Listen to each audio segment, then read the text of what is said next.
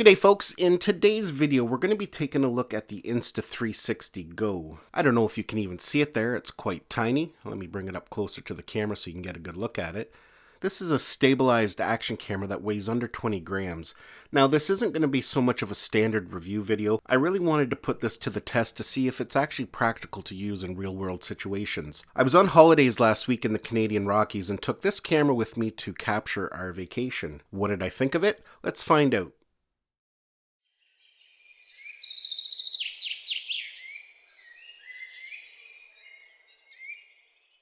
So this is the Insta360 Go, and I've actually had it for quite some time now, and I've kind of held off doing a review on it just for the fact that it is quite different, and I really wanted to put it to the test in a real-world situation. I knew I had some holidays coming up, so I thought I would take this with me and capture our vacation. Now going into it, I was actually a little bit skeptical about this camera when I first received it, when I first seen some of the press releases about it. You know, it just seemed a little gimmicky. Is this thing actually any good? Is it practical? And I used it quite a bit, and I was quite pleasantly surprised with the footage it was capturing. This little camera can capture footage at 2.7K. However, it uses that extra resolution to stabilize the footage. When you go to output the final video, it's only in 1080, but it's a really good quality 1080. And at 1080, that's usually sufficient for most people. Now let's just go over some of the things that comes in the package when you get it. First of all, this is the charging case. And this is also how you connect it to your phone. Basically, the camera just pops in there like that magnetically. It holds it in there nice and securely. Now, whenever you store the camera in this case, it's going to top off the battery of the camera. It's also how you connect it to your iPhone. You pull off that rubber tab and you can see there's a lightning port at the bottom. So it's a nice convenient way to transfer your footage. You also get this little housing. You can see the camera just snaps right in there magnetically as well. Has a 1/4 at the bottom, so you can attach it to different things, different GoPro mounts if you have them, even an extension pole. And as you can see here, it comes with a base plate, so you can attach that to the bottom and just have it freestanding anywhere you want. Now at the bottom of that plate is a sticky tab, and you can actually stick that to pretty well any kind of smooth surface. That surface is cleanable if you happen to get a lot of debris attached to it over time. You can just rinse it off in water, and once it dries it'll be sticky again. Just remember to keep this when you're done. Place it over the bottom for storage in between using it. This mount's actually really quite handy. You can stick it to all kinds of surfaces like car windows, mirrors, different things like that. And as you can see from this clip here, I stuck it to our plane window when we were taking off on our way out west. So it's a handy little mount to have. You also get this little clip here. You can see you can attach it to backpacks, straps, different things like that. Again, the camera just sits in there magnetically. You also get another little sticky tab. This thing here can stick to a mirror or whatever flat surface you want. And again, it has a magnet in it and holds it securely in place. And lastly, you get this magnetic pendant.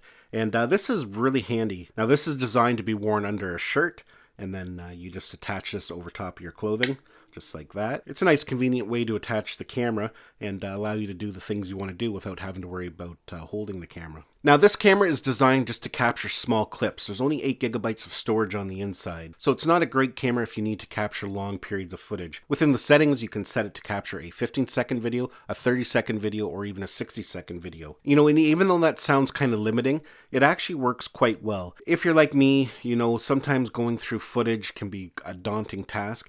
Sometimes when you're on vacation and you get a little bit trigger happy, I guess you could call it, with the camera, you know, you could have hours and hours worth of footage to go through just to find a few good moments. Something like this kind of limits you. You're only going to start recording when something interesting is happening. That makes editing when you get home a lot easier, and you just have the really important moments. You can see here there's a button at the back. That's how you do all your capturing. Even though it's on the back of the camera, you can still control it when it's mounted on something like the pendant and you're wearing it on your shirt. Just by pressing the front there, just the way the button's designed, it's going to start recording. That's the default mode. Just pressing the button once, it's going to record a clip, either 15, 30, or 60-second clip. Now the other thing you can do is power the camera on by doing a long press on that button. Once the camera's powered on, if you do a press of the button, it's going to take a photo. If you do a double press of the button, it's going to do a time lapse or hyperlapse. If you do a triple press, it's going to do a slow motion video. This camera uses FlowState technology, and that's what's in their Insta360 One, Insta360 One X. That's how they get their nice stable footage. It works the same in the Insta360 Go. And it doesn't matter how you record the video. You could start recording with the camera vertically, just like that. While recording, you could have it spun to the side, but it's still going to keep that footage upright, and you're not even going to know the camera's moving. So with all that technical aspects out of the way, what do I think of it? I'm going to give you my thoughts here, and then we'll go into some sample footage. Like I said, I was a little skeptical of it at first, but I actually really enjoyed it on vacation. When I'm on family vacations, I always tend to be the cameraman. First of all, I enjoy it, and I end up bringing sometimes too much gear along with me. Using something like this was actually very refreshing. I wore this around my neck most of my trip when we were out exploring and doing different things in the mountains, and I tell you, it was just refreshing not to have all that gear, not having to worry about tripods and selfie sticks and different things like that. Just having this camera easily accessible, you can mount it anywhere easily, capture the footage you want to get, but not have to worry about carrying a whole camera bag full of equipment. So in that aspect, it was really nice, and I was actually quite surprised at the quality of the footage that it captured. Let's take a look at some footage here and some photos so you can get a good idea of the kind of content it can capture.